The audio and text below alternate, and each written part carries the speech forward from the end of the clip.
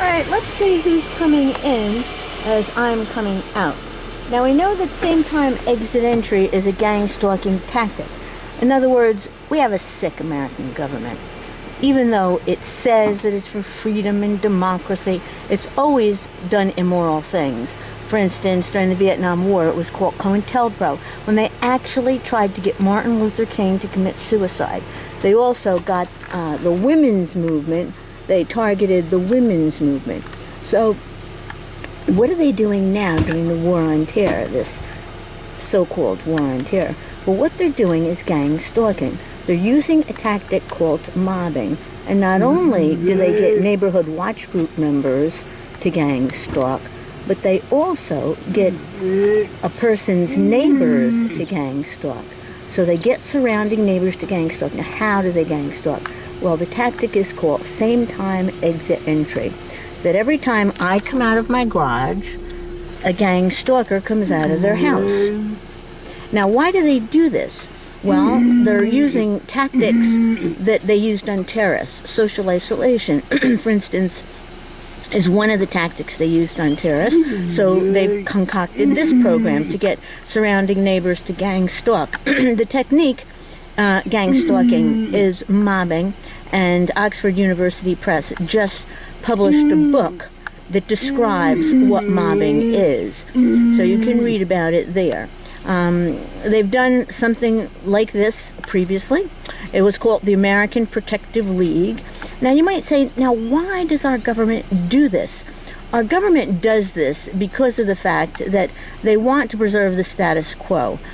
Even though they say we have a democratic government, etc., they don't want the people to affect what the elites say should happen in the United States. And so they come up with these programs. And if there's anything new, like the women's movement or civil rights, that they got to put down right away. Now, why was I targeted? I was targeted because since Cheney came into office, it's gotten completely out of control. They have watch lists, over 1 million names, regular Americans being put on watch lists. Ted Kennedy's name was put on a watch list. Then they've got suspicious activity reports, and you know the people in the neighborhood, these neighborhood watch group people, they're primarily neoconservatives, and so they're the ones putting people on these with these suspicious activity reports who eventually get on watch lists. And it's crony national security. It's the right targeting the left, as they've done previously throughout our history. The McCarthy era, same thing. The right targeting the left. Because the intelligence industrial complex, the military industrial complex, all lean right. So that's what we've got here in America today. It's just a greater abuse of power than we've ever seen before, because we've got suspicious activity reports, we've got watch lists, we've got fusion centers that spread lies all over the United States, and we've got a militarized police now. They've radicalized neighborhood watch groups so that neighborhood watch groups are now doing the gang stalking. So what can you do about this? Well, my strategy is take small steps. In other words, an immediate thing that we could do is try to stop the elites from controlling America, the 1% from controlling America. Higher tax on the wealthy. That would be an immediate step that we could take. Then there are steps like proportional representation, because our Congress is bought and paid for. The rich and powerful buy our congressmen, and so the American people have no representation. So one thing we could do is advocate for proportional representation, which would give one representative for every 100,000 people. It would decentralize power. That's the key.